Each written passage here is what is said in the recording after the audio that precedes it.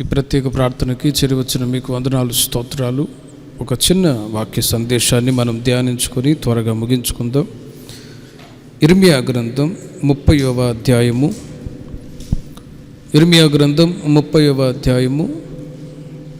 7-8 వాక్యాలు చదువుకుందాం. ఇర్మియా గ్రంథం 30వ అధ్యాయం 7-8 వాక్యాలు చదువుతాను, మీరు ఆలకించండి. 7వ వాక్యాన్ని: అయ్యో, ఎంత భయంకరమైన దినము! అట్టి దినము మరి ఒకటి రాదు. అది యాకోబు సంతతి వారికి ఆపద తెచ్చు దినము. అయినను వారు దానిలో పడకుండా రక్షింపబడుదురు. హల్లెలూయా. చదవబడిన వాక్య భాగంలో మరి ఒకసారి చదువుతాను, ఆలకించండి. అయ్యో, ఎంత భయంకరమైన దినము! అట్టి దినము మరి ఒకటి రాదు. అది యాకోబు సంతతి వారికి ఆపద తెచ్చు దినము. అయినను వారు దానిలో పడకుండా రక్షింపబడుదురు. ఈ 2020 సంవత్సరపు చివరి మాసంలో మనం అడుగు పెట్టాం. ఈ సంవత్సరంలో లోకంలో ఎదుర్కొన్నటువంటి పరిస్థితులన్నీ మనకు తెలిసిన విషయమే. మార్చి నుండి ఈ దినం వరకు కూడా ఎన్నో ఆపదలు మానవుడు ఎదుర్కొంటూ ఉన్నాడు. ముఖ్యంగా ఈ తెగులు చేత, వైరస్ చేత ఎంతోమంది ప్రాణాలు కోల్పోతూనే ఉన్నారు. యాక్సిడెంట్ల చేత చనిపోయే వాళ్ళు చనిపోతూ ఉన్నారు. ఆత్మహత్యలు చేసుకొని చనిపోయే వాళ్ళు చనిపోతూ ఉన్నారు. రకరకాలుగా ఈ సంవత్సరం చెప్పాలి అంటే ఇది ఒక ఆపద సంవత్సరం. బైబిల్లో వ్రాయబడ్డట్టుగా ఇది ఒక ఆపద దినము, ఆపద కాలము అనవచ్చు. ఈ సంగతి దేవుడు ముందుగానే ప్రవక్తల ద్వారా తెలియచేస్తూ వచ్చాడు. దేవుని ప్రజలైన వారికి కానీ, లోకస్తులకు కానీ, ప్రజలందరూ కూడా అనేక రకములైనటువంటి కాలాలని, పరిస్థితులను ఎదుర్కోవాల్సి వస్తుంది. ప్రసంగి గ్రంథంలో 3వ అధ్యాయము మొదటి 8 వాక్యాల్లో 28 కాలాల గురించి, సమయాల గురించి వ్రాయబడి ఉంది. ప్రసంగి గ్రంథం 3వ అధ్యాయము మొదటి 8 వాక్యాల్లో గమనించినట్లయితే 28 సమయాలు లేక కాలాల గురించి వ్రాయబడి ఉంది. ప్రతి దానికి సమయము కలదు.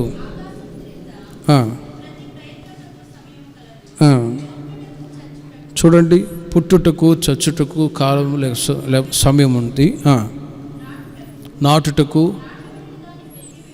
పెరికివేయుటకు, చంపుటకు, బాగు చేయుటకు, పడగొట్టుటకు, కట్టుటకు, ఏడ్చుటకు, నవ్వుటకు, దుఃఖించుటకు, నాట్యమాడుటకు, రాళ్లను పారవేయుటకు, కుప్పవేయుటకు, కౌగిలించుకొనుటకు, వెతుకుటకు, పోగొట్టుకొనుటకు,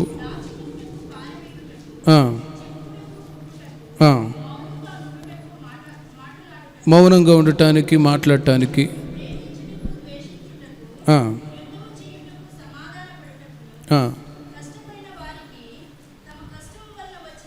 చూడండి అక్కడ 28 కాలాలు లేక సమయాల గురించి రాయబడి ఉంది. ఇక్కడ ఇర్మియా గ్రంథంలో 29వ సమయం ఏంటంటే ఆపద కాలము లేక సమయము అని మనం తెలుసుకోవాలి. అన్నిటికీ సమయాలు ఉన్నాయి. ఇప్పుడు చదివినట్లుగా 28 సమయాలు లేక కాలాలు ఉన్నాయి. ఇవి ఒక మానవుడు తన జీవితంలో ఎదుర్కొంటూ ఉంటాడు. దుఃఖపడే సమయంలో దుఃఖపడుతూ ఉంటాడు, ఏడ్చే సమయంలో ఏడుస్తూ ఉంటాడు, నవ్వే సమయంలో నవ్వడం, సమాధానం ఉండే సమయంలో సమాధానం, దుఃఖపడే సమయంలో, ఇవన్నీ కూడా ముందుగానే బైబిల్లో చాలా విషయాలు రాయబడ్డాయి. కనుకనే ఇప్పుడుంటున్నటువంటి ప్రస్తుత పరిస్థితి ఏంటంటే ఇది ఒక ఆపద తెచ్చు దినము. ఇర్మియాలో వ్రాయబడ్డట్టుగా 29వ సమయం ఏంటంటే ఇది ఒక ఆపద తెచ్చు దినము. అయ్యో, ఎంత భయంకరమైన దినము! అట్టి దినము మరి ఒకటి రాదు. అది యాకోబు సంతతి వారికి ఆపద తెచ్చు దినము. అయినను వారు దానిలో పడకుండా రక్షింపబడుదురు. హల్లెలూయా. ఈ మాటను బట్టి దేవుడు, మనం ఆత్మీయంగా యాకోబు సంతతి వాళ్ళమే ఉన్నాము. ఆపద తెచ్చు దినము ఈ సంవత్సరంలో ఎన్నో ఎదుర్కొన్నాం. అయినా దేవుడు రక్షించి కాపాడుచున్నారు. ఇకను ఈ డిసెంబర్ మాసమంతా కూడా మన సంఘస్థులందరినీ దేవుడు రక్షించి కాపాడుదురుగాక. హల్లెలూయా. కాపుదలయే దేవుడు మనకిచ్చినటువంటి గొప్ప ఆశీర్వాదం. తినటానికి తక్కువ లేదు, ధరించుకోవటానికి తక్కువ లేదు, కానీ కాపాడబడ్డమే ఈ సంవత్సరం దేవుడు మనకిచ్చే గొప్ప ఆశీర్వాదం.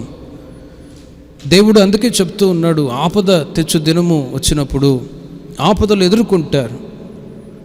స్పెషల్గా యాకోబు సంతతి వారు దేవుని ప్రజలమైన మనతో ఈ మాట చెప్పి ధైర్యపరుస్తూ ఉన్నాడు. అయినను వారు దానిలో పడకుండా రక్షింపబడుదురు అని. దేవుడు గత 11 మాసాలు మనల్ని రక్షించి కాపాడుతూ వచ్చారు. ఇందును బట్టి మనం ప్రతిరోజు దేవునికి కృతజ్ఞత కలిగి ఉండడం ఎంతైనా మంచిది. ప్రతిరోజు దేవుని స్తుతించడం, ప్రార్థించడం, ఇంకా ఆత్మీయంగా బలపరచబడడం. ఎందుకంటే మనకు చెప్పినట్లుగా ఈ సంవత్సరం ఇలా రక్షణలో మనం కాపుదల్లో ఉండడమే గొప్ప ఆశీర్వాదం. ప్రియమైన వారలారా, ఆపద అంటే రకరకాల ఆపదలు మానవుడు ఎదుర్కొంటూ ఉన్నాడు. ఒక దేవుని ప్రజలైన వాళ్ళు ఆపదలు ఎదుర్కోవడం అనేది ఆయా సందర్భాల్లో కలుగుతూ ఉంటుంది. కానీ దేవుని పిల్లలం కాబట్టి ఆయన రక్షించి కాపాడుతూ ఉన్నాడు. అయితే బైబిల్ యొక్క ఆధారాన్ని బట్టి మీకు తెలియచేస్తాను. నెహెమ్యా గ్రంథం 9వ అధ్యాయం 37వ వాక్యములో ఆపద అంటే మీ కష్టం వేరొకరు అనుభవించడమే అదొక ఆపదం అని బైబిల్ తెలియచేస్తుంది. 9వ అధ్యాయం 37వ వాక్యములో దేవుని ప్రజలైన వాళ్ళు దేవునికి విరోధమైనటువంటి పాపం చేసినప్పుడు దేవుడు శ్రమలు వాళ్ళకి కలుగజేసినట్లుగా అక్కడ తెలియచేస్తూ ఉన్నాను. 9వ అధ్యాయం 37వ వాక్యములో మా పాపములను బట్టి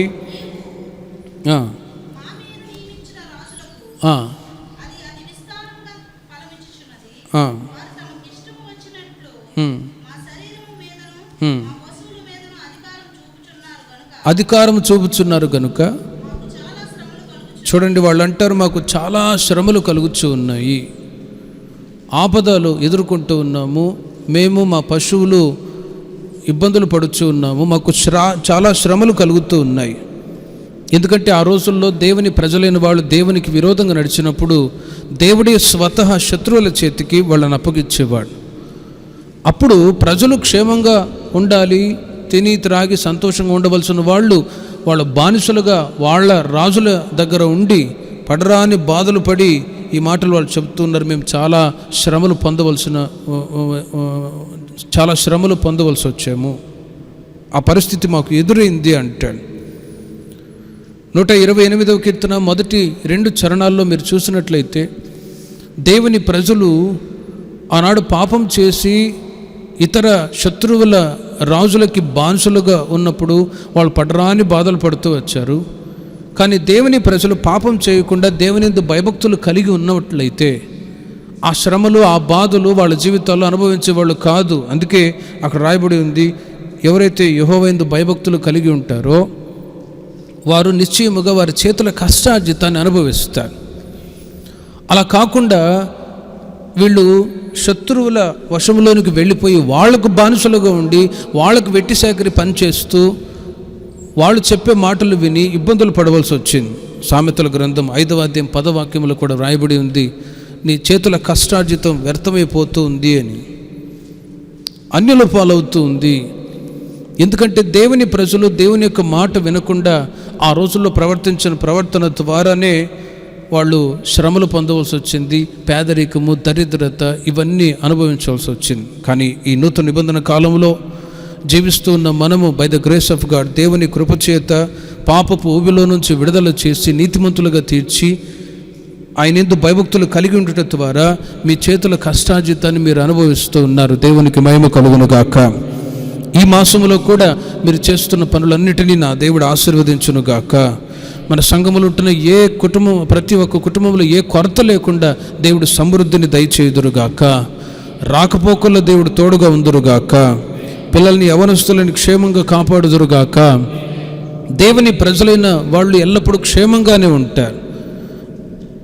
నిర్గమకాండం 5వ అధ్యాయం 19వ వాక్యములో ఫరో అనే అతని యొక్క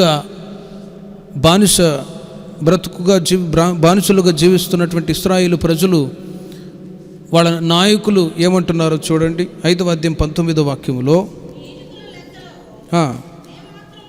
మీ ఇటుకల లెక్కలలో ఏమాత్రమును తక్కువ చేయవద్దు, ఏనాటి పని ఆనాడే మీరు చేయాలి అని ఫరో చెప్తున్నాడు. ఇజ్రాయేలు నాయకులు తాము దురవస్థలో పడి ఉన్నామని వాళ్ళు తెలుసుకొనిరి. చూడండి, ఇశ్రాయేలు ప్రజలు వాళ్ళ నాయకులు దురవస్థలో పడి ఉన్నామని తెలుసుకొని బాధపడుతూ ఉన్నారు. ఈ ఫరో, ఈ ఐగుప్తు దేశంలో ఉంటున్న ఈ బానిస బ్రతుకు వల్ల మేము వేసారిపోతూ ఉన్నాం కదా అని వాళ్ళు ఎలుగెత్తి మొరపెట్టి ప్రార్థించినప్పుడు, వారు చేస్తున్నటువంటి ఆ వెట్టి పనులను బట్టి వాళ్ళ బానిస బ్రతుకుల్లో నుంచి దేవుడు విడుదల చేసి మోషే ద్వారా ఐగుప్తులో నుంచి ఇశ్రాయేలు ప్రజల్ని కనాను దేశానికి నడిపిస్తూ వచ్చాడు. హల్లెలూయా. ఆత్మీయంగా చెప్తూ ఉన్నాను, మనము కూడా గతంలో పాపపు బానిసత్వంలో ఉన్నప్పుడు శ్రమ, దరిద్రత, పేదరికం అనేది ఉండేది. అప్పుడప్పుడు కొంతమంది చెప్తూ ఉంటారు, యేసుక్రీస్తు నమ్మకం ముందు, రక్షణలోనికి రాకముందు కుటుంబంలో చాలా దరిద్రత అన్నా, కానీ ప్రభుని నమ్మిన తర్వాత కుటుంబంలో ఆశీర్వాదం, ప్రభుని నమ్మిన తర్వాత బిజినెస్ ఆశీర్వాదకరంగా ఉంది, ప్రభుని నమ్మిన తర్వాతే పిల్లలు క్షేమంగా ఉన్నారు, బాప్తిజం పొందిన తర్వాతే మేము ఆశీర్వాదకరంగా ఉన్నాము అని. కానీ గతంలో ఏ విధంగా ఉన్నామంటే ఆపదలు, శ్రమలు, కష్టాలు, కష్టపడుతున్నా కూడా ఆ చేతుల కష్టార్జితాన్ని అనుభవించిన పరిస్థితులు ఎదురవుతూ ఉన్నాయి. కానీ దేవుని కృప వలన 11 మాసాలు మిమ్మల్ని, మీ పిల్లల్ని కాపాడిన దేవుడు ఇకను ఈ మాసంలో కూడా ఆపద నుండి తప్పించి కాపాడుదురుగాక.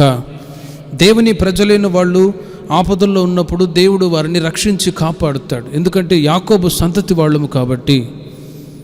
అయ్యో, ఎంత భయంకరమైనటువంటి దినము! ఈ సంవత్సరం ఎంతో భయంకరమైనటువంటి దినాలు అయినా కూడా దేవుడు మనల్ని రక్షించి కాపాడుతూ ఉన్నాడు. అయితే ప్రియమైన వారలారా, ఆపదలు దేవుని ప్రజలకు రాకుండా ఉండాలి అన్నప్పుడు ఏం చేయాలి? ఆపదలు ఎందుకు దేవుని ప్రజలైన వాళ్ళు ఎదుర్కోవాల్సి వస్తుంది? ఒక 2-3 మాటలు చెప్పి ముగిస్తాను. ద్వితీయోపదేశకాండం 31వ అధ్యాయము 16-17 వాక్యాల్లో గమనించినట్లయితే, ద్వితీయోపదేశకాండం 31వ అధ్యాయము 16-17 వాక్యాల్లో ఇశ్రాయేలు ప్రజలు వాళ్ళు అన్ని దేవతల్ని అనుసరించి నడుస్తూ ఉన్నారు. యెహోవా మోషేతో ఇట్లా, నేను ఇదిగో నీవు నీ పితరులతో పండుకొనబోచున్నావు, నీ జనులు లేచి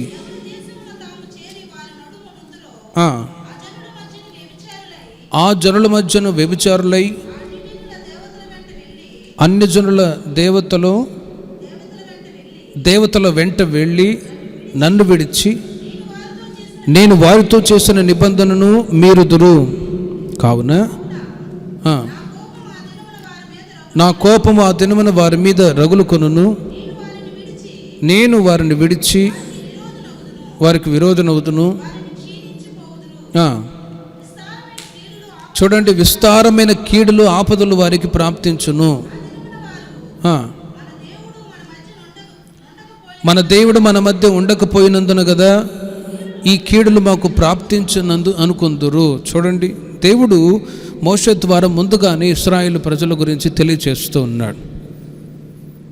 ఏమిటంటే, ఇశ్రాయేలు ప్రజలు ఐగుప్తులో నుంచి విడుదల పొందినప్పుడు అంతకు మునుపు ఆపదల్లో చిక్కుకొని బానిస బ్రతుకుల్లో వెట్టిసాకిరి చేస్తూ ఉంటే నేను వాళ్ళ మొరను అంగీకరించి మోషే ద్వారా విడుదల చేశాను. విడుదల చేసి కనాన్ దేశాన్ని నడిపిస్తూ ఉన్నాడు. ఇప్పుడు కనాన్ దేశానికి వచ్చిన తర్వాత, వాగ్దత్త దేశానికి వచ్చిన తర్వాత వాళ్ళు ఏం చేస్తూ ఉన్నారు? ఇదిగో నీవు నీ పితరులతో పండుకొనబోచున్నావు, ఈ జనులు లేచి ఎవరి దేశమును తాము చేరి వారి నడుమనుందరో ఆ జనుల మధ్య వ్యభిచారులై ఆ అన్యుల దేవతల వెంట వెళ్ళి నన్ను విడిచెదరు. దేవుడు వాళ్ళ జీవితాల్లో చేసిన మేళ్లను బట్టి కృతజ్ఞత కలిగి ఉండాలి. కానీ అలా కాకుండా కృతజ్ఞతహీనులై వాళ్ళు దేవుణ్ణి మరచి అన్య దేవతల్ని పూజిస్తూ వ్యభిచారులై నన్ను విడిచి వాళ్ళు భ్రష్టులైపోతారు. గనుక వాళ్ళకి ఈ హెచ్చరిక మాటలు తెలియచేయమంటాడు. అంతేకాదు, ఒక కీర్తన కూడా నేర్పించమంటాడు, ఒక పాట. ఆ కీర్తన అక్కడ వ్రాయబడి ఉంది. ఇశ్రాయేలు ప్రజలకు ఆ కీర్తన నేర్పించాడు మోషే. ఎందుకో తెలుసిన, దేవుని యొక్క మాటలు పాటలు వాళ్ళు వింటూ ఉన్నప్పుడు, పాడుతూ ఉన్నప్పుడు వాళ్ళు జాగ్రత్త పడి అన్య దేవతల వైపు వెళ్లకుండా, వ్యభిచారులు కాకుండా నిమిత్తమై జాగ్రత్త పడతారు. ఇవి రెండు లేకపోతే ఏమవుతారు? అన్య దేవతల్ని ఆరాధించి భ్రష్టత్వానికి గురైపోతారు. కనుకనే మోషే ద్వారా దేవుడు ఈ మాటలు తెలియచేశాడు. విస్తారమైన కీడులను, ఆపదలను వారికి ప్రాప్తించును. ఎందుకు దేవుని ప్రజలైన వాళ్ళకి ఆపదలు ఆనాడు ప్రాప్తించాయి అంటే, అన్ని దేవతల్ని అనుసరించి నడుచుట ద్వారా, వ్యభిచారులు జీవించడం ద్వారా వాళ్లకు ఆపదలు విస్తరించాయి ఆ రోజుల్లో. మరి ఈ రోజుల్లో మన పరిస్థితి ఏంటి? మనం ఎవరు కూడా దేవతల్ని, అన్ని దేవతల్ని పూజ చేయట్లేదు. యేసు ప్రభునే పూజ చేస్తూ ఉన్నాం. అయినా కూడా బైబిల్ చెప్తుంది, బోధ వినకపోవడమే అదొక వ్యభిచారము, అన్ని దేవతల్ని పూజించడంతో సమానము అని. వాక్యాన్ని వినకపోవడం, ఆ విధంగా నడవకపోవడము, అదియే ఆపదలు తెచ్చిపెడుతూ ఉంటాయి. సాధారణంగా పిల్లలకి బుద్ధి చెప్తూ ఉంటారు పేరెంట్స్, రే నా మాట వినరా జాగ్రత్తగా అని. నువ్వే చెప్పేది నేను ఇష్టం వచ్చినట్లు నేను ఉంటానంటే వాడు ఆపదల్లో పడతాడు. నేను చెప్పాను కదరా, నేను చెప్పినట్టు చేయలేదు, అందుకే నీకు ఈ శిక్ష అని అంటారు. పెద్దలు చెప్పినట్లుగా పిల్లలు విన్నప్పుడు వాళ్ళకు ఆపదలు కలగకుండా తల్లిదండ్రుల యొక్క నీడలో సురక్షితంగా ఉంటారు. అదేవిధంగా యేసయ్య మాటలు మనం వినకపోయినా కూడా మనకు ఆపదలు విస్తరిస్తాయి అని ఈ మాటను బట్టి మనం తెలుసుకోవాలి. సొలొమోను గురించి బైబిల్లో వ్రాయబడి ఉంది, ఆయన తన రాజ్యంలో చాలా నెమ్మదిగా ఉన్నాడు. రాజుల మొదటి గ్రంథం 5వ అధ్యాయం 4వ వాక్యంలో మీరు చూడండి. రాజుల మొదటి గ్రంథం 5వ అధ్యాయం 4వ వాక్యములో, తన దేవుడైన యెహోవా నామఘనతకు నీవెరుగుదువు. ఇప్పుడు శత్రువు ఒకడును లేకుండాను, అపాయమేమీ కలగకుండాను నా దేవుడైన యెహోవా నలు దిశలను నాకు నెమ్మది దయచేసి ఉన్నాడు. సొలొమోను అంటాడు, ఎవరితో? రాజైన హీరాము బదులుగా సొలొమోను పట్టాభిషేకమును అందువలనని విని, హీరాము అనే వ్యక్తి దగ్గర సొలొమోను మాటలు చెప్తూ ఉన్నాడు. ఏమని? ఇప్పుడు ఏ శత్రువులు లేరు, మా తండ్రి అయిన దావీదు, హీరాము అతను స్నేహితుడుగా ఉన్నారు. హీరామునొద్దకు సొలొమోను ఈ వర్తమానం పంపించాడు. హీరామునొద్దకు ఏమని? యెహోవా నా తండ్రి అయిన దావీదు శత్రువులను అతని పాదముల క్రింద అణచు వరకు అన్ని వైపులను యుద్ధములు అతనికి కలిగి ఉండెను. మా తండ్రి దినాల్లో యుద్ధాలు, శత్రువులు ఇవన్నీ తరచుగా ఉండేవి. కానీ నేను రాజుగా అభిషేకించబడ్డ తర్వాత ఇప్పుడు ఏమంటాడు ఆయన? ఏమంటాడు? తన దేవుడైన యెహోవా నామ ఘనతకు అతడు మందిరమును కట్టింప వీలు లేకపోయినన్న సంగతిని వెరుగుదువు. ఇప్పుడు శత్రువు ఒకడును లేకుండా, అపాయమేమీ కలగకుండాను నా దేవుడైన యెహోవా నలు దిశలో నాకు నెమ్మది దయచేసాను అంటాడు సొలొమోను. నా తండ్రి దినాల్లో ఎప్పుడు చూసిన యుద్ధాలు, శత్రువులు, మరణ భయము, అపాయాలు, శ్రమలు ఎదురయ్యాయి. కానీ ఇప్పుడు నేను పీస్ఫుల్గా ఉన్నాను అంటాడు సొలొమోను రాజుగా ఉన్న తర్వాత. నలుదిశల సమాధానం అనేది కలిగింది. కానీ అలా నలుదిశల సమాధానంగా ఉన్న వ్యక్తి తన జీవితంలో జరిగిన పొరపాటు ఏంటో తెలిసిన, ఈ ఐగుప్తు స్త్రీలని పెళ్లి చేసుకున్నాడు. 11వ అధ్యాయము 9వ వాక్యములో అందును బట్టి దేవుడు 2 times హెచ్చరించి బుద్ధి చెప్పాడు సొలొమోనుకి. 11వ అధ్యాయం 9వ వాక్యంలో చూడండి. ఇశ్రాయేలు దేవుడైన యెహోవా అతనికి 2 మార్లు ప్రత్యక్షమై, నీవు ఇతర దేవతలను వెంబడింపవలదని అతనికి ఆజ్ఞాపించినను సొలొమోను హృదయము అతని యొద్ద నుండి తొలగిపోయెను. యెహోవా తనకిచ్చిన ఆజ్ఞను అతడు గైకొనకపోగా, చూడండి, యెహోవా అతని మీద కోపగించాడు. వెంటనే అతనికి శ్రమలు ఆవరించాయి. ఇప్పుడు ఎక్కడో శత్రువులు అతనికి విరోధంగా యుద్ధం చేయడానికి రాలేదు. దావీదు దినాల్లో, అతని తండ్రి దినాల్లో శత్రువులు, అపాయాలు, మరణ భయము ఇవన్నీ ఎదుర్కొంటూ వచ్చాడు. ఇప్పుడు నేను హ్యాపీగా ఉన్నాను, నాకు నెమ్మది కలిగింది నలుదిశల అని అంటాడు సొలొమోను. అయితే ఏం జరిగిందంటే, హ్యాపీగా, సుఖంగా, నెమ్మదిగా ఉన్నప్పుడే ఏం చేశాడు? ఒకళ్ళని పెళ్లి చేసుకుంటే పర్వాలే, 1000 మందిని 10,000 మందిని పెళ్లి చేసుకున్నాడు. వాళ్ళు ఊరుకుంటారా?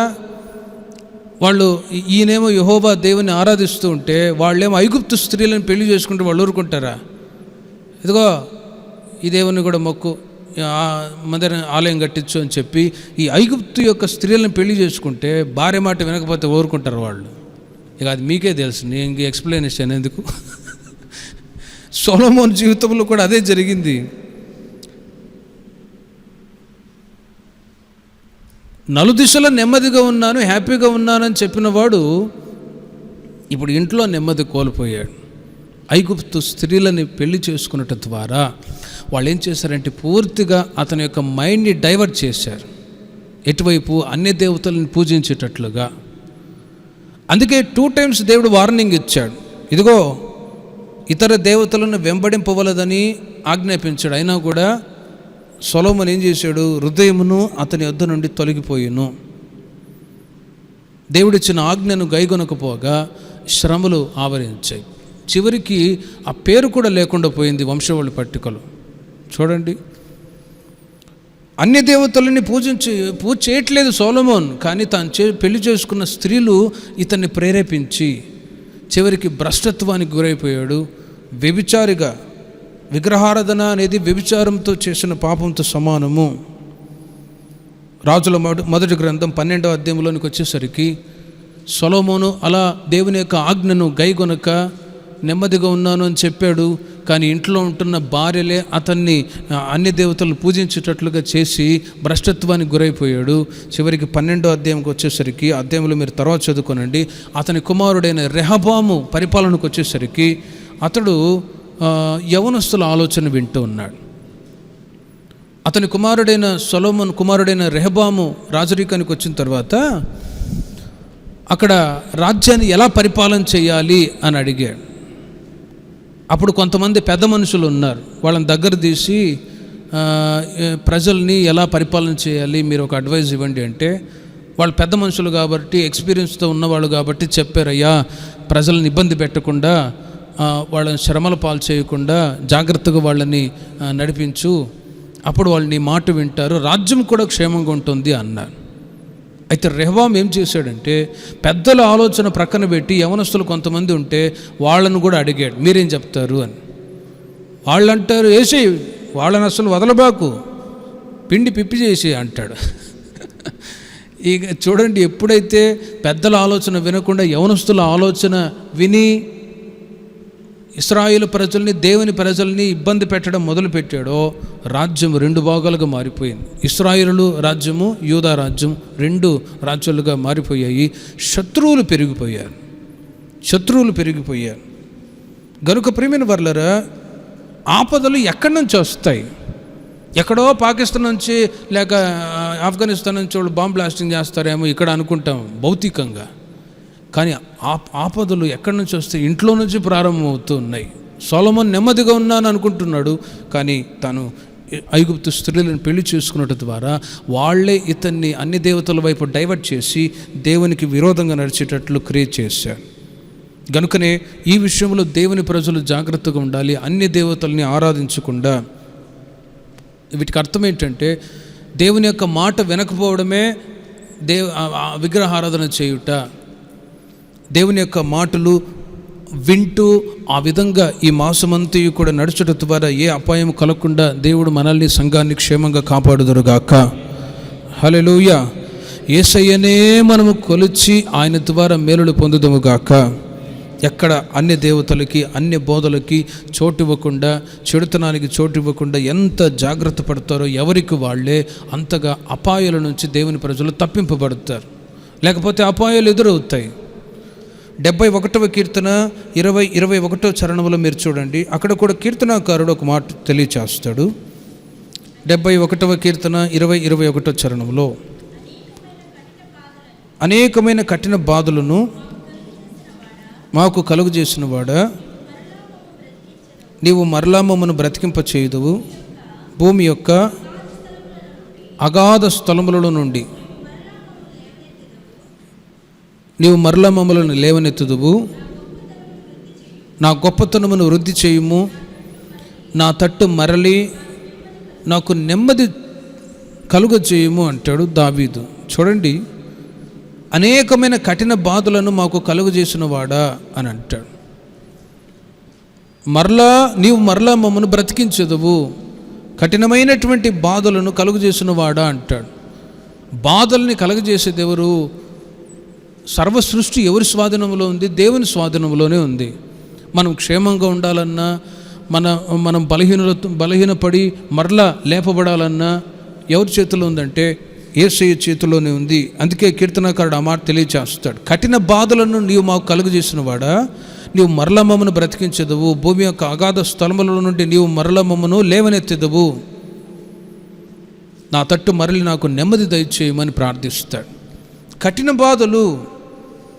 యోబు గ్రంథం 5వ అధ్యాయము 20వ వాక్యంలో మీరు చూడండి. కఠిన బాధలు అన్నప్పుడు 6 రకములైన బాధల గురించి యోబు తన గ్రంథంలో రాయబడి ఉంది. యోబు గ్రంథం 5వ అధ్యాయం 19-20 వాక్యాల్లో చూడండి. 6 బాధలలో నుండి ఆయన నిన్ను విడిపించును, 7 బాధలు కలిగినను నీకు ఏ కీడును తగలదు. హల్లెలూయా. ఈ డిసెంబర్ మాసములో ఏ కీడు రాకుండా దేవుడు మన సంఘాన్ని కాపాడుదురుగాక, ఏ బాధ రాకుండా దేవుడు కాపాడుదురుగాక. 5వ అధ్యాయం 19-20 వాక్యాల్లో అక్కడ రాయబడ్డట్టుగా 6 బాధలు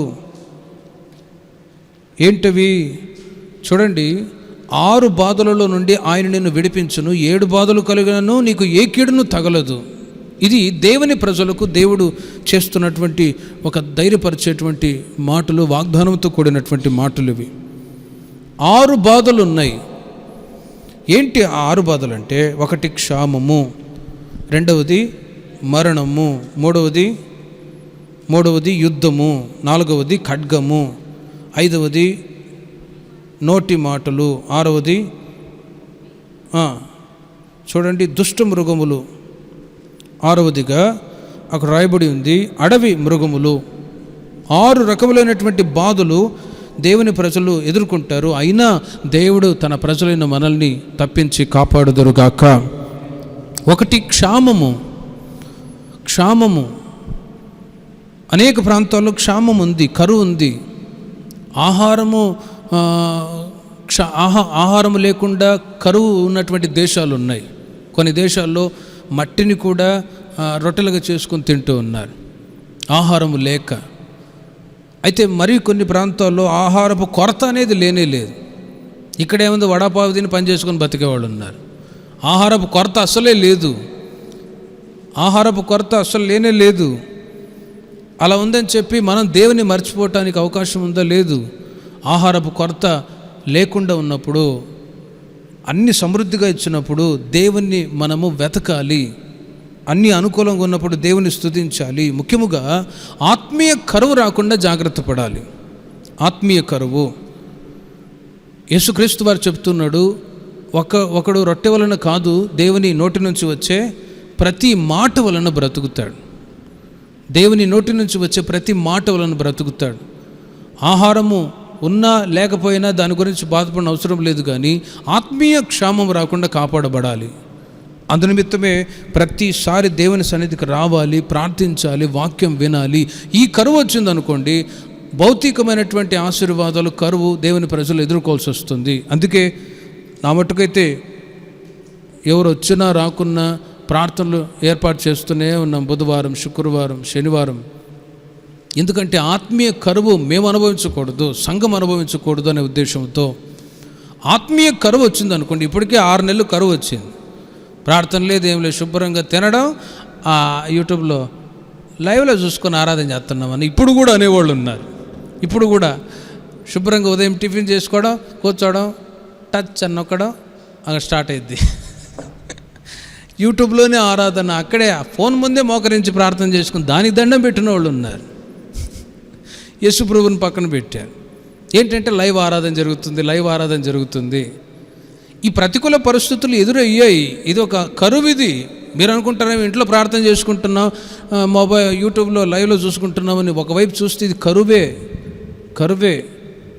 అయినా కరువులో ఈ విధంగా తొట్టిల్లిపోకుండా దేవుడు మార్గాన్ని సరళం చేస్తూ వచ్చాడు. కానీ ప్రేమిన వర్లారా, ఇప్పటికే 6 నెలలు కరువు వచ్చింది. దేవుని సన్నిధిలో ఆరాధించలేని పరిస్థితి. మరి రాబోయే రోజుల్లో ఎలాంటి ఆపద కాలాలు వస్తాయో తెలియదు. ఇంకొక వైరస్ వస్తుందంటారు.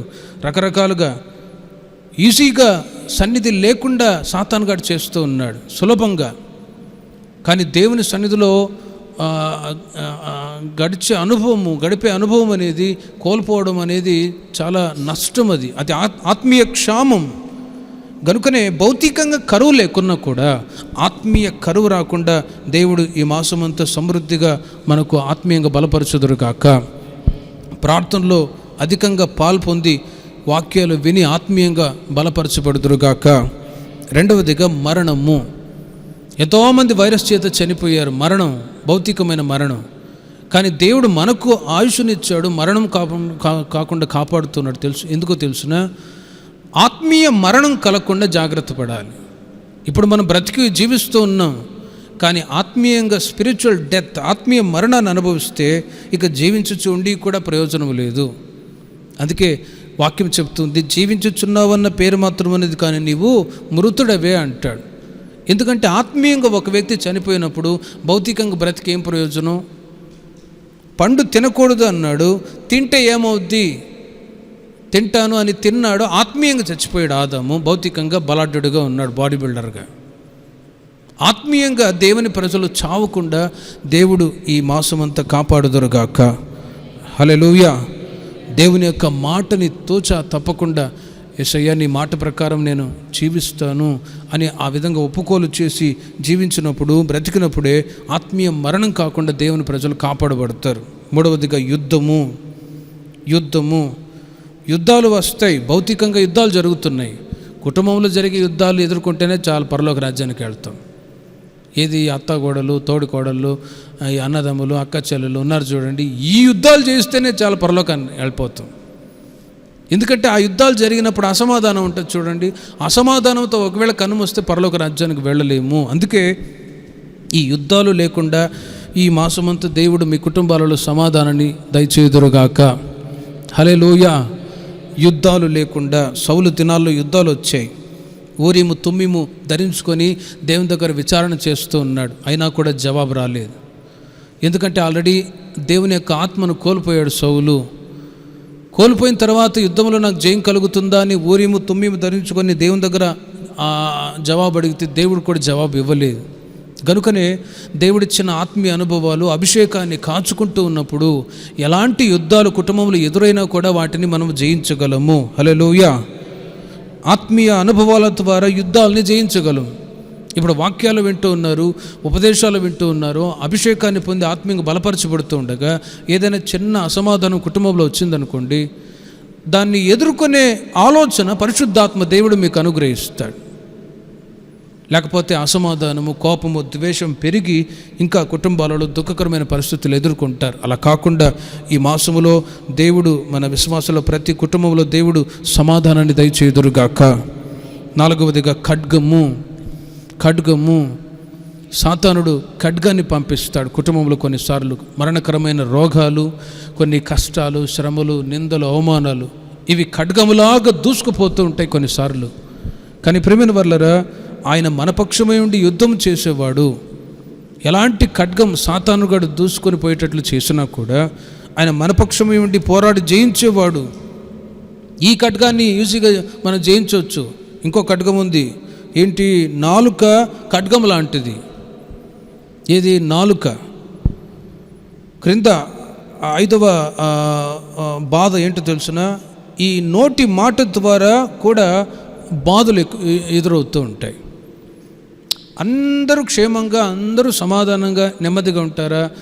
ఎందుకు అసమాధానంగా? ఎందుకు? ఏం బాధ అంటే వాళ్ళు నన్ను ఇలా అన్నారు అని. ఆ నాలుక ద్వారా వచ్చే బాధయే పెద్ద బాధ ఈ రోజుల్లో.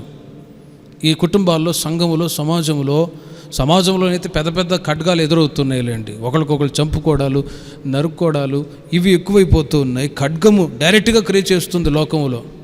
ఏదైనా ఒక మాట అన్నారా వెంటనే చంపేస్తారు. ఏదైనా ఒక మాట ద్వారానే యుద్ధాలు కూడా జరిగిపోతూ ఉన్నాయి. ఖడ్గాలు ఎక్కువగా ప్రదర్శింపబడుతున్నాయి లోకములో. కానీ కుటుంబంలో, సంఘంలో ఖడ్గం ఏంటో తెలుసునా? ఈ నాలుకయే. ఈ నాలుకని కంట్రోల్ చేసుకున్నప్పుడు బాధ లేకుండా కాపాడబడదురుగాక. హల్లెలూయా. నాలుక, ఆ మాటను చూడండి, నోటి మాటల చేత కలుగు నొప్పి నీకు తగులకుండా ఆయన నిన్ను చాటు చేయును అని రాయబడి ఉంది. కుటుంబంలో బాధ కలిగిందంటే ఈ నోటి మాట ద్వారానే. సంఘంలో ఒక బాధపడుతున్నారంటే ఈ నోటి మాట ద్వారానే.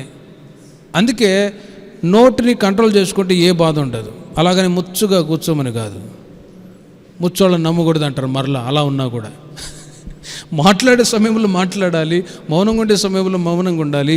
పౌలు గారు సంఘంతో చెప్తారు, మీ సంభాషణ ఉప్పు వేసినట్లుగా రుచికలదిగా ఉండాలి.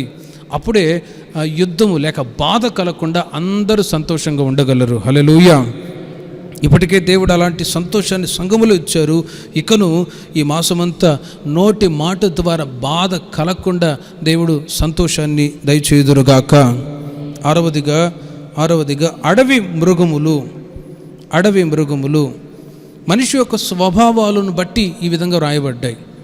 యాకోబుకి 12 మంది కుమారులైతే 12 మంది వాళ్ళ స్వభావాలు చూడండి డిఫరెంట్గా ఉన్నాయి. కుటుంబంలో 2-3 పిల్లలు ఉన్నారనుకోండి, అందరూ ఒకే గుణం కలిగి ఉంటారా? లేదు. ఒకడు సైలెంట్గా ఉంటే అన్న వీడు చాలా డీసెంట్ అన్న, వాడు చూస్తే వాడికి ఇంకా యాంగ్రీ ఎక్కువ ఉంటుంది ఇంకో పెద్దోడికి. కొన్నిసార్లు పెద్దోడు కోపంగా ఉంటే డీసెంట్గా ఉంటాడు. క్యారెక్టర్స్ గమనించారా మీరు? వాళ్ళ యొక్క గుణాలు స్వభావాలు వేరువేరుగా ఉంటాయి. యాకోబుకు 12 మంది పిల్లలైతే వాళ్ళ యొక్క స్వభావాలు కూడా రకరకాలుగా ఉన్నాయి. అందుకే అడవి మృగములకు నీవు ఏమాత్రం భయపడవు అని రాయబడి ఉంది. అలాంటి క్యారెక్టర్స్ కొంతమంది జీవితాల్లో ఉన్నప్పుడు వాళ్ళ ద్వారా తోటి వ్యక్తికి బాధ. యాకోబు యొక్క 12 మంది, ఒకడేమో గాడిద లాంటి స్వభావం, ఒకడేమో నక్క లాంటి స్వభావం, కట్లపాము లాంటి స్వభావం. ఇలాంటి స్వభావాలతో ఉన్నప్పుడు ఖచ్చితంగా బాధ.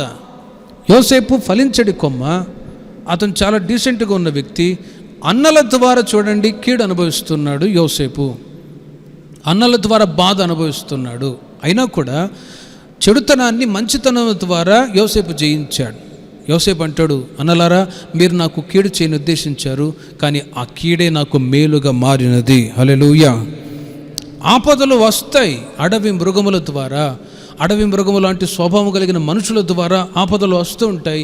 కానీ ఈ విషయంలో మనం ఎంతో జాగ్రత్త పడి చెడుతనాన్ని మంచితనం ద్వారా జయించాలి.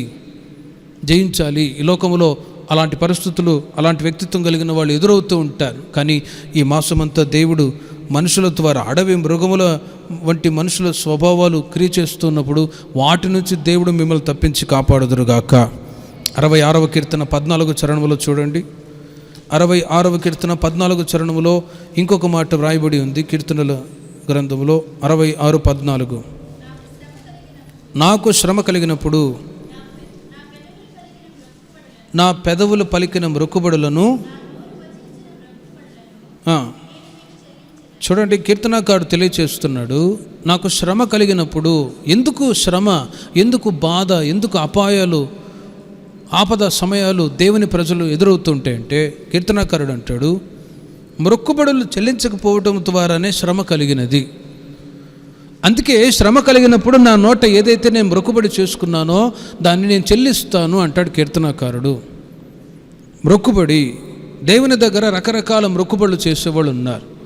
నేనైతే నా మొక్కుబడి నేను చెల్లించాను ప్రభువా, ఖచ్చితంగా నేను సేవ చేస్తాను అని. ఆ మొక్కుబడి చూడండి, మన నోట ఏదైతే మొక్కుబడి చేస్తామో దాన్ని ఖచ్చితంగా చెల్లించాలి. లేకపోతే శ్రమ, ఆపద కలుగును అని ఇక్కడ ఈ మాట ద్వారా మనం తెలుసుకోవాలి. ఆపదలు కలుగుతాయి. నేను సేవకు రాకమునుపు జాబ్ చేసుకొని ఫారిన్కి వెళ్ళిపోదాం అనుకున్నాను. ఎందుకులే ఇండియా, సింగపూర్ వెళ్ళిపోదాం, అప్పుడు ఇంటర్వ్యూ చేసుకున్నా. ఇక ఆపద, నెమ్మది లేకపోవడం, సమాధానం లేకపోవడం. వెంటనే మోకాళ్ళని ప్రార్థన చేసినప్పుడు దేవుడు గుర్తు చేశాడు, క్రొత్తగా అభిషేకం పొందినప్పుడు నువ్వు చేసిన తీర్మానాన్ని విడిచిపెడుతున్నావు, అందుకే ఈ శ్రమాన్ని. వెంటనే కన్ఫెస్ చేసి నా మొక్కుబడిని దేవునికి చెల్లించాను. మరి మీరేం మొక్కుకున్నారు? మీరు దేవుని దగ్గర ఉద్యోగం దొరికితే ఫస్ట్ శాలరీ ఇస్తానని కొందరు, పంటల్లో పండితే మొదటి పంట, ఇలా రకరకాలుగా మొక్కుబడులు ఉన్నాయి. ఆ మొక్కుబడులు చేస్తారు. యాకోబు మొక్కుబడి చేసుకున్నాడు. ఏమని? ప్రభువా నీ 10వ వంతు చెల్లిస్తాను అన్నాడు. రోజులు గడిచే కొలది దేవునికి సిద్ధపరిచాడు కొంత కానుక సిద్ధపరిస్తే ఇంత దేవునికి ఇవ్వాలా, ఇంత ఇవ్వాలా అని చెప్పి చివరికి ఇవ్వకుండానే వాళ్ళ అన్నకి ఇచ్చేసాడు. అంత మొక్కుబడిని, కాన్సిక్రేషన్ లైఫ్ని యాకోబు త్రోసిపుచ్చాడు. కనుక ఆపద ఆయన జీవితంలో ఎదురైంది. ఏదే విషయంలో కానీ మనం ఏదైతే మొక్కుబడి చేస్తామో, యెఫ్తా మొక్కుకున్నాడు, యుద్ధంలో జయం పొంది తిరిగి వచ్చినప్పుడు తన కుమార్తె ఎదురైతే ఆమెని బలిగా అప్పగించాడు, దేవునికి అప్పగించేశాడు. అందుకే ప్రసంగిలో వ్రాయబడి ఉంది, ఏదైతే మొక్కుకుంటామో అది ఖచ్చితంగా చెల్లించాలి, లేకపోతే మొక్కుకొనకుండుటయే మేలు, లేకపోతే ఆపదలు వస్తాయి. కీర్తనాకారుడైతే నాకు శ్రమ కలిగినప్పుడు నేను మొక్కుకున్నదంతయు నీకు చెల్లిస్తాను అని అంటాడు. ఆపదలు ఎందుకు వస్తాయి? మొక్కుబడి చెల్లించినప్పుడు. కనుక అలాంటి మొక్కుబడులు ఉంటే మనం దేవునికి చెల్లించాలి. హబక్కూకు గ్రంథం 3వ అధ్యాయం 16వ వాక్యములో చూడండి. హబక్కూకు గ్రంథం 3వ అధ్యాయం 16వ వాక్యములో శ్రమదినాలు వస్తూ ఉన్నాయి, అయితే ఆ శ్రమదినాల్లో నేను మౌనంగా కనిపెట్టుకొని ఉంటాను అంటాడు హబక్కూకు. నేను వినగా జనుల మీదకి వచ్చేవాడు సమీపించు వరకు నేను ఊరుకొని శ్రమ దినము కొరకు కనిపెట్టుకొనవలసి వచ్చింది. చూడండి, శ్రమ దినము కొరకు కనిపెట్టుకొని ఉన్నాడు. ఏ విధంగా? మౌనంగా ఊరుకొని కనిపెట్టుకొని ఉన్నాడు. శ్రమలు వచ్చాయి, కనిపెట్టుకొని ఉన్నాడు, ఎదురవుతూ ఉన్నాయి. అక్కడ హబక్కూకు ప్రార్థన చేస్తూ ఉన్నాడు. తన ప్రార్థనకి జవాబు దొరకపోగా తనకి రివర్స్గానే తన జీవితంలో కొన్ని పరిస్థితులు ఎదుర్కొంటూ ఉన్నాడు. అందుకే ఈ మాట అంటాడు, నేను ఊరుకొని శ్రమ దినము కొరకు కనిపెట్టుకొని ఉంటిని అంటాడు. శ్రమలు వచ్చాయి, అయినా కూడా దేవుడు అన్నీ చూస్తూ ఉన్నప్పుడు నేను ఏం చేయగలను? కనిపెట్టుకోవని మౌనం కూర్చున్నాడు అంతే హబక్కూకు. అయితే చివరిగా అంటాడు ఏమని? 16వ వాక్యంలో చూడండి. నేను వినగా, చివరి వాక్యాలు చూడండి. 3వ అధ్యాయం 16వ వాక్యంలో 17వ వాక్యంలో, అంజూరపు చెట్టు పూయకుండినా, ద్రాక్ష చెట్లు ఫలింపకపోయినా, ఒలివ చెట్లు కాపులేక ఉండినా, చేనులో పైరు పంటకు రాకపోయినా నేను యెహోవా యందు ఆనందించదను. హల్లెలూయా. దేవుని యొక్క చిత్తానికి అప్పగించి మౌనంగా కనిపెట్టుకొని ఉన్నాడు. శ్రమలు ఎదురవుతాయి, కుటుంబంలో వ్యక్తిగత జీవితంలో శ్రమలు ఎదురవుతాయి. అందును బట్టి కలవరపడిన అవసరమే లేదు, దిగులు పడిన అవసరమే లేదు. మౌనంగా ఊరుకొని కనిపెట్టి ప్రార్థన చేస్తే చాలు. శత్రువు ఎదురయ్యాడు. దేవుని యొక్క మాట మోషే ద్వారా తెలియచేయబడుతుంది, యెహోవా మీ పక్షమును యుద్ధం చేయను, మీరు ఊరకై ఉండుడి. యుద్ధం చేసింది ఎవరు? యెహోవా యుద్ధం చేసి ఇశ్రాయేలు ప్రజలకు జయాన్ని దేవుడు ఇచ్చాడు. ఈ మాసంలో ఎలాంటి శ్రమలు కుటుంబంలో మీ జీవితాలు ఎదురైనా కూడా మౌనంగా ఊరుకొని కనిపెట్టి ఉండడమే తప్ప ఇక వేరే మార్గం ఏమీ కూడా లేదు, వేరే మార్గము లేదు. అందుకే పేతురు తన పత్రికలో రాస్తాడు ఏమని? మీ చింత యావత్తు ఆయన మీద వేయుడి, నీతిమంతులను ఆయన ఎన్నడూ కదలనీయడు.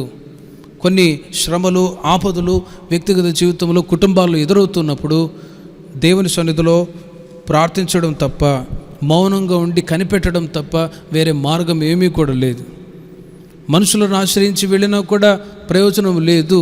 అందుకే ఎక్కడ వెళ్ళినా కూడా మనం రావాల్సింది ఎక్కడికి? చివరికి దేవుని సన్నిధికే వచ్చి మొరపెట్టాలి. ఆయనే మనకు సృష్టికర్త అయి ఉన్నాడు. హల్లెలూయా. ఈ మాసములో మీరు ప్రతి సందర్భంలో యేసయ్యనే వేదిక ఆయన సన్నిధిలో కనిపెట్టి శ్రమ నుంచి విడుదల పొందుదురుగాక. యోబు గ్రంథం 15వ అధ్యాయం 20-24 వాక్యాల్లో మీరు చూడండి. యోబు గ్రంథం 15వ అధ్యాయము 20వ వాక్యములో అక్కడ శ్రమలు దుర్మార్గంగా దుష్టులకు ఎదురవుతూ ఉంటుంది. 24 వాక్యాన్ని చూడండి. యోబు గ్రంథం 15, 20, 24 చూడండి. తన జీవితకాలం అంతా దుష్టుడు బాధ నందును. ఎవరు బాధపడతారు? ఎవరు శ్రమలు అనుభవిస్తారు? ఎవరు ఆపదలు ఎదుర్కొంటారు అంటే జీవితకాలం అంతా దుష్టులు బాధ అనుభవిస్తారు. బయటికి చూడటానికి వీళ్ళు పెద్ద డబ్బున్న వాళ్ళు, మంచి ఉద్యోగస్తులు అని అంటారు, కానీ లోపల దుష్టత్వాన్ని బట్టి ఈ రోజుల్లో ప్రతి చోట గమనిస్తూనే ఉన్నాం. మీడియా ద్వారా లంచాలు తీసుకొని దుష్టులుగా జీవించే వాళ్ళు ఉన్నారు. పాపపు ఊబిలో జీవించి దుష్టులుగా ఉండేవాళ్ళు ఉన్నారు. బందిపోటు దొంగలుగా జీవిస్తూ దుష్టులుగా ఉన్నారు. బయటికి వాళ్ళు బాగానే కనబడుతూ ఉంటారు. స్టారు, సినిమా హీరోస్, హీరోయిన్స్ అని పిలువబడే వాళ్ళు బాగానే కనిపిస్తారు, కానీ అంతరంగంలో ఏం దాగి ఉంది? దుష్టత్వం దాగి ఉంది. గనుకనే జీవితకాలం అంతా దుష్టులు, ఇంకోసారి చదవండి, తన జీవితకాలం అంతయు దుష్టుడు బాధనందును. అరే ఏంటి వీళ్ళు ఇంత బాగున్నారు కదా అని చూస్తే హృదయంలో దాగి ఉన్న దుష్టత్వాన్ని బట్టి వాళ్ళు బాధ నొందుతూ ఉంటారు. చివరికి సూసైడ్ చేసుకొని చచ్చిపోతారు. ముఖ్యంగా ఈ సినిమాల్లో చేసేవాళ్ళు చూడండి, వాళ్ళు హీరోలు, హీరోయిన్స్గా వాళ్ళు భౌతికంగా క్షేమంగా ఉన్నట్లు కనిపిస్తారు, కానీ నెమ్మది అనేది ఉండదు. సర్వేలో ఒకరు అంటారు, ఈ సినిమాలు చేసేవాళ్ళు 90% ఈ ఆత్మహత్య చేసుకొని చనిపోతారు అని. సమాధానం లేకుండా, నెమ్మది లేకుండా. యశన్ గారు అంటూ ఉండేవాడు, నీ మా సిగ్గులేనిది, మా అంటే మానవు లేనిది, నీ అంటే నీచమైనది అని. ఎందుకంటే ఇలాంటి అనుభవంలో కొనసాగే వాళ్ళు భౌతికంగా బాగుంటారు, డబ్బు ఉంటుంది, ఆస్తి ఉంటుంది, పలుకుబడి ఉంటుంది, కానీ హృదయంలో ఉంటున్న దుష్టత్వాన్ని బట్టి శ్రమ అనుభవిస్తూ ఉంటారు. కానీ ప్రేమైన వర్లరా, దేవుని ప్రజలైన వాళ్లకు నెమ్మదిని దేవుడు అనుగ్రహిస్తూ ఉన్నాడు. హల్లెలూయా. 24వ వాక్యాన్ని చూడండి. శ్రమయు వేదనయు వారిని బెదిరించును.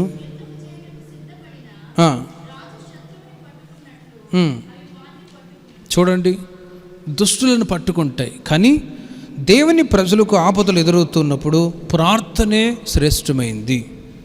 25వ కీర్తన 22వ చరణంలో చూడండి.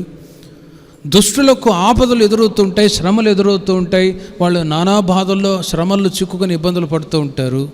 కానీ by the grace of God దేవుని ప్రజలకు దేవుడిచ్చిన గొప్ప దీవెన ఏంటో తెలుసిన? 25వ అధ్యాయం 22వ వాక్యం. దేవా, వారి బాధలన్నిటిలో నుండి ఇజ్రాయేలులను విమోచింపుము. చూడండి, ఇజ్రాయేలులను, దేవుని ప్రజలను విమోచించేది, తప్పించి కాపాడేది ఎవరు? మనం ఆరాధించుచున్న యేసయ్య మాత్రమే. చప్పట్లు కొడదాం గట్టిగా. ఈ మాటను బట్టి ఈ 11 మాసాలు ఒక్కసారి మీరు ఆలోచించండి. ఎన్నో శ్రమలు, బాధలు ఎదురయ్యాయి, కానీ దేవుడే మనల్ని తప్పించి కాపాడుతున్నాడు బై ప్రేయర్, ప్రార్థన ద్వారా.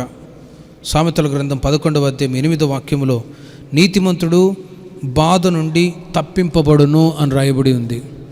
11వ అధ్యాయం 8వ వాక్యములో నీతిమంతుడు బాధ నుండి తప్పింపబడును. ఎన్నో ఆపదలు ఎదుర్కొంటున్నాయి, కానీ దేవుడు మనల్ని తప్పిస్తూ ఉన్నాడు. We are the righteousness people. దేవుని ప్రజలం కాబట్టి, దేవుని సొత్తైన ప్రజలం కాబట్టి, పలు సందర్భాల్లో ప్రార్థిస్తూ ఉన్నాం కాబట్టి, ఆ ప్రార్థన ద్వారానే మేము క్షేమంగా ఉన్నాం, మీరు క్షేమంగా ఉన్నారు. లేకపోతే ఈ రోజుకి మన పరిస్థితి ఎలా ఉండేది? ఎక్కడో వైరస్ వచ్చిందిలే చైనాలో అనుకుంటే రోజుకి దగ్గరకు వచ్చేసింది. అయినా కూడా చూడండి, దేవుడు మనల్ని కాపాడుతూ ఉన్నాడు. నీతిమంతుడు బాధ నుండి తప్పింపబడును. ఈ మాట, ఈ వాగ్దానం, ఈ లేఖనాలు ఈ మాసమంతా దేవుడు మన సంఘం పట్ల నెరవేర్చుదురుగాక. ప్రార్థన చేసుకుందాం.